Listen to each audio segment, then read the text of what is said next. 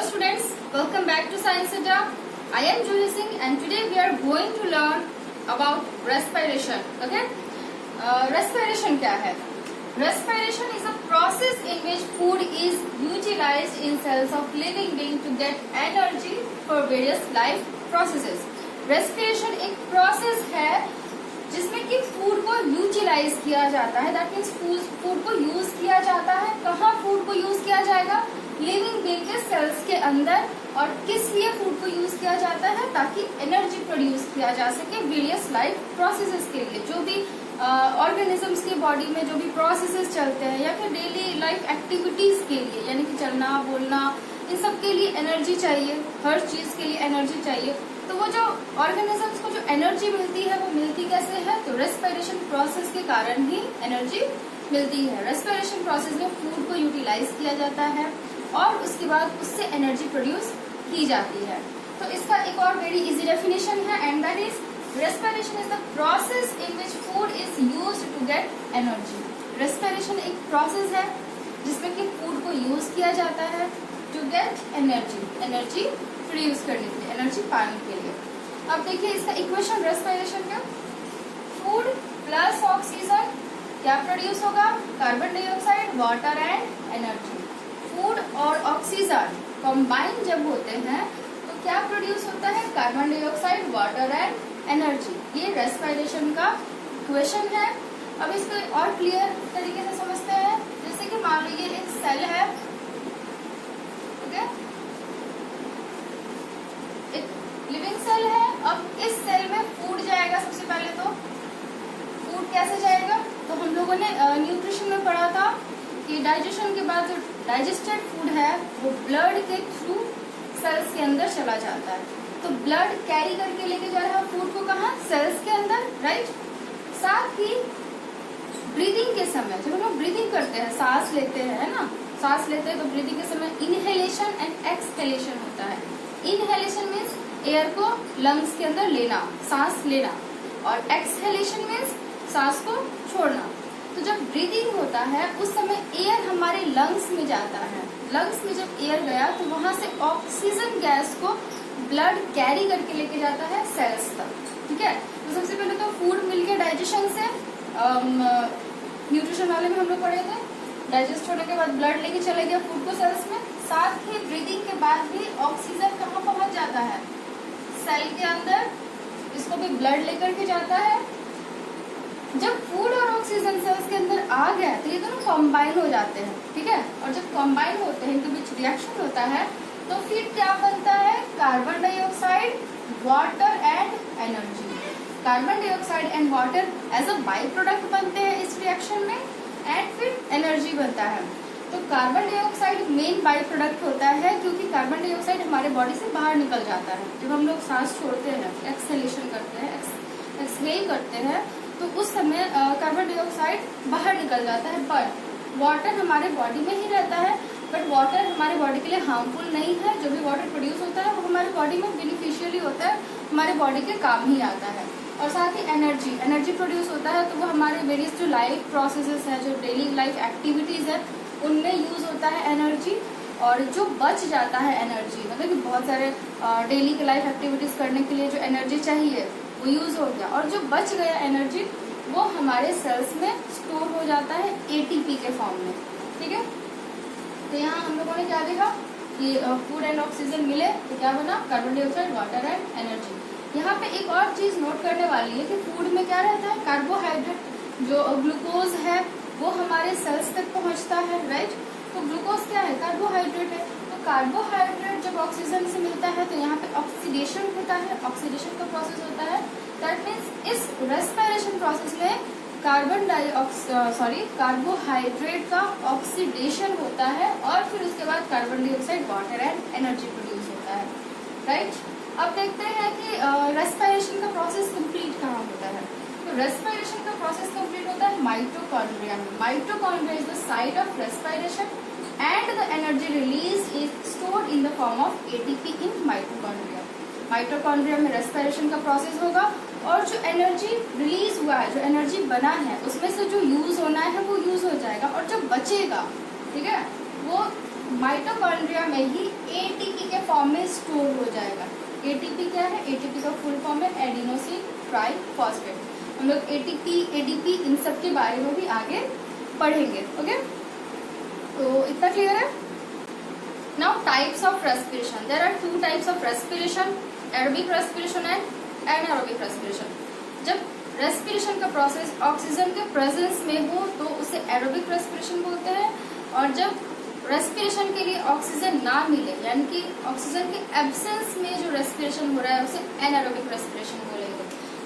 Aerobic respiration, the process of respiration which takes place in presence of oxygen. इसमें क्या है? Oxygen है, उसके बाद रेस्पिरेशन हो रहा है, ठीक है ना, तो उसको बोलेंगे एरोबिक रेस्पिरेशन। बट क्या होता है कि किसी किसी ऑर्गेनिजम्स में ऑक्सीजन नहीं रहता है, उनको ऑक्सीजन नहीं मिल पाता है, जैसे कि ईस्ट है उसमें ऑक्सीजन प्रेजेंट नहीं होता है, तो उस कंडीशन में क्या होगा? रेस्पिरेशन होगा, ठीक है, उसमें भी रेस्पिरेशन होगा।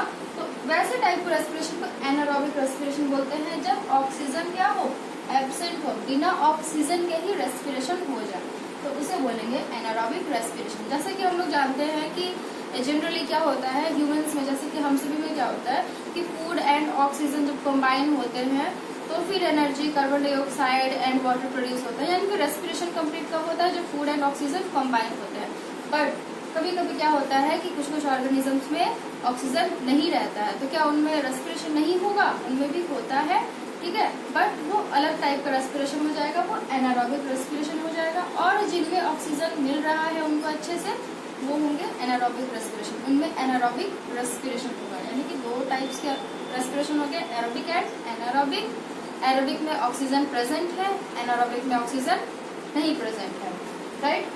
अब है कि हम लोग देखते हैं कि स्टेप्स क्या क्या है, किस तरीके से ये पूरा रेस्पिरेशन का प्रोसेस कंप्लीट होता है, क्योंकि ये बहुत सारे स्टेजेस में कंप्लीट होता है।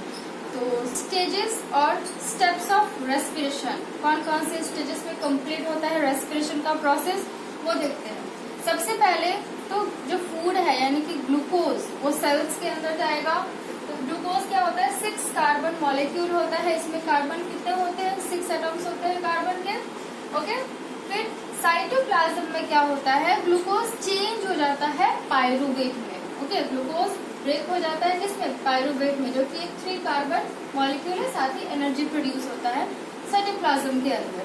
ओके, ये प्रोसेस कहाँ कंप्लीट हो रहा है? तो ये साइटोप्लाज्म में हो रहा है, यानी कि ग्लूकोज का कन्वर्जन हो रहा है पायरूवेट में। ये कहाँ हो रहा है? साइटोप्लाज्म में, सेल के साइटोप्लाज्म में। नेक्स्ट हम लोग देखते हैं कि अगर ऑक्सीजन रहे, अगर ऑक्सीजन प्रेजेंट है तो किस तरीके से पायरूवेट चेंज होता है, ठीक है। या फिर अगर ऑक्सीजन प्रेजेंट नहीं है, ऑक्सीजन एब्सेंट है, तो किस तरीके से पायरूवेट कन्वर्ट होगा। या फिर ऑक्सीजन कम है तो उस कंडीशन में क्या होगा। सबसे पहले तो हम लोगों ने देखा कि ग्लूकोज क्या हो? पायरूवेट में चेंज हो गया, फर्स्ट स्टेप ये है। ओके, सेकंड, पायरूवेट अब चेंज होगा और एनर्जी प्रोड्यूस करेगा। तो पायरूवेट अगर एब्सेंट रहे, ऑक्सीजन नहीं है, मिल रहा है पायरूवेट को, जैसे कि ईस्ट में ऑक्सीजन नहीं मिलता है, तो उस कंडीशन में क्या होता है कि पायरूवेट कन्वर्ट हो जाता है ethanol, carbon dioxide and energy में। इथानॉल क्या है? 2 कार्बन मॉलिक्यूल है, इसमें 2 कार्बन एटम्स होते हैं, साथ ही कार्बन डाइऑक्साइड और एनर्जी प्रोड्यूस होता है। तो ये किसमें होगा? ईस्ट में।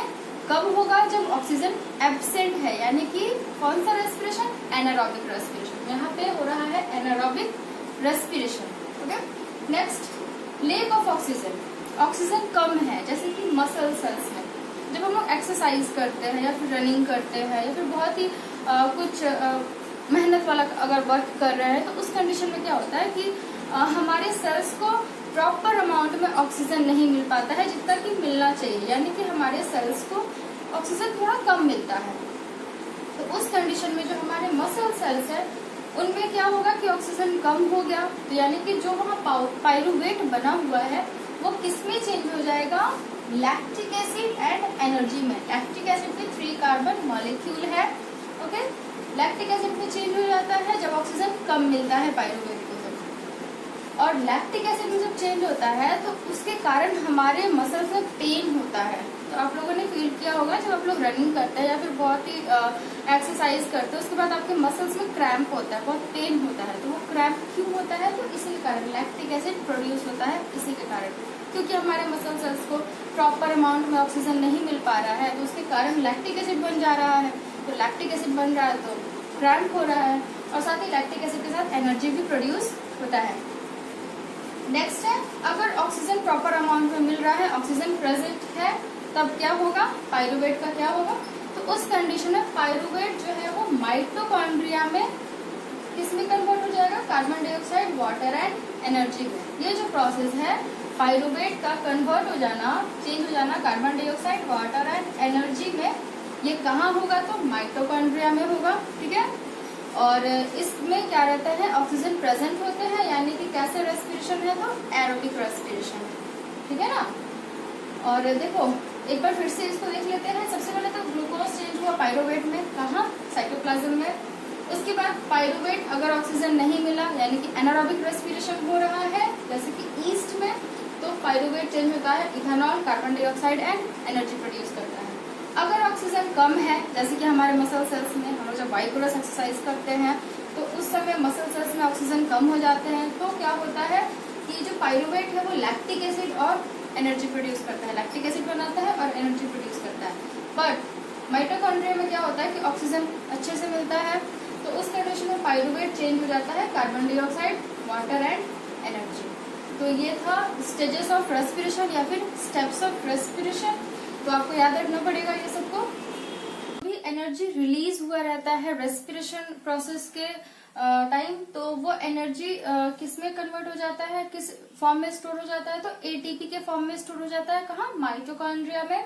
एटीपी को हम लोग एनर्जी करेंसी भी बोलते हैं। वाई भी call ATP as energy currency? क्योंकि जिस तरीके से करेंसी का हम लोग इस्तेमाल करते हैं समय आने पे, जब भी हमें जरूरत होती है हम लोग रुपए का या फिर जो भी करेंसी है जिसकी, उसका इस्तेमाल करते हैं, वैसे ही हम लोग एटीपी का भी यूज करते हैं। एटीपी एनर्जी जो है वो एटीपी के फॉर्म में स्टोर हो जाता है माइटोकॉन्ड्रिया में, ठीक है।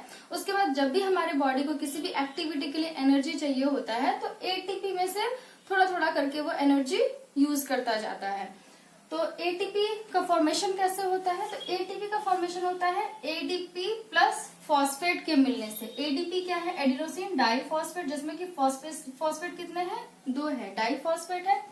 इसके साथ अगर एक और फॉस्फेट हम लोग ऐड कर देते हैं, जब एडीपी के साथ फॉस्फेट कंबाइन हो जाता है और साथ में एनर्जी मिलता है, तो फिर बनता है एटीपी, ठीक है। तो एटीपी कैसे फॉर्म होगा, किस तरीके से एनर्जी जो है वो एटीपी के फॉर्म में स्टोर होगी?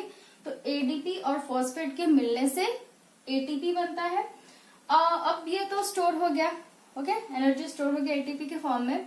अब नेक्स्ट है कि अगर हमारी बॉडी को एनर्जी चाहिए होगा तो वो कैसे एटीपी से फिर एनर्जी को निकाल सकते हैं, किस तरीके से हमारा बॉडी फिर एनर्जी को लेगा एटीपी से? तो एटीपी से फिर एनर्जी फॉर्म होने का प्रोसेस क्या है कि जब भी एटीपी को वाटर मिलेगा, वाटर के रिएक्शन के कारण एटीपी कन्वर्ट हो जाता है, फिर ब्रेक हो जाता है किसमें? एडीपी में, ठीक है, एडिनोसिन डाइफॉस्फेट में। साथ ही एक फॉस्फेट बनेगा और एनर्जी रिलीज होगा, ओके। ये कितना एनर्जी रिलीज होता है? तो 30.5 किलो जूल पर मोल, ओके, किलो जूल पर मोल। तो एटीपी जब वाटर के साथ रिएक्ट करता है, वाटर का रिएक्शन होता है एटीपी पे, तो प्रोड्यूस होता है ADP plus phosphate plus energy, और 30.5 किलो जूल पर मोल एनर्जी रिलीज होता है, जो कि हमारे बॉडी में यूज होता है। जब भी एनर्जी की जरूरत होती है तो एटीपी ब्रेक हो जाता है और फिर एनर्जी रिलीज करता है, राइट। अब है कि सबको रेस्पिरेशन करना है, अलग अलग ऑर्गेनिजम्स को रेस्पिरेशन की जरूरत है, तो किस तरीके से उनको ये सारी चीजें रेस्पिरेशन के लिए मिलेंगी? जैसे कि प्लांट्स में अगर हम लोग देखें तो प्लांट्स में स्टोमाटा पाया जाता है, जिसके थ्रू वो गैसेस का एक्सचेंज कर लेते हैं। रेस्पिरेशन के लिए तो फूड एंड ऑक्सीजन चाहिए, है ना, एरोबिक रेस्पिरेशन में। तो फूड तो प्लांट्स खुद ही बनाते हैं, राइट। ऑक्सीजन कहाँ से मिलता है प्लांट को? तो वो स्टोमाटा के थ्रू मिलता है, ठीक है। स्टोमाटा के थ्रू गैसेस का एक्सचेंज होता है और फिर अगर हम लोग टेरेस्ट्रियल ऑर्गेनिजम्स की बात करें, जमीन पे रहने वाले ऑर्गेनिजम्स की बात करें, तो वो एयर से ऑक्सीजन को लेते हैं, ठीक है। अगर हम लोग जो फिशेज है उनकी बात करें, वाटर में रहने वाले जो भी ऑर्गेनिजम्स है, अगर उनकी बात करें तो वो डिजॉल्व ऑक्सीजन लेते हैं वाटर से। वाटर में ऑक्सीजन घुला हुआ होता है, उसी को वो लेते हैं, ठीक है। उसी से वो अपना रेस्पिरेशन का प्रोसेस कंप्लीट करते हैं। और अगर हम लोग एक्वाटिक प्लांट्स की बात करें, जो पानी के अंदर जो रहने वाले प्लांट्स हैं, जो पानी के अंदर ग्रो करते हैं, तो वो कैसे लेते हैं ऑक्सीजन? वो भी डिजॉल्व ऑक्सीजन लेते हैं, पानी में घुला हुआ ऑक्सीजन लेते हैं। तो अलग अलग तरह के ऑर्गेनिजम्स अपने नीड अलग अलग तरीके से पूरा करते हैं ऑक्सीजन का, और इस तरीके से रेस्पिरेशन का प्रोसेस होता है। तो नेक्स्ट वीडियो में हम लोग पढ़ेंगे रेस्पिरेशन इन ह्यूमन में कैसे रेस्पिरेशन होता है, ठीक है। तब तक के लिए बाय एंड टेक केयर।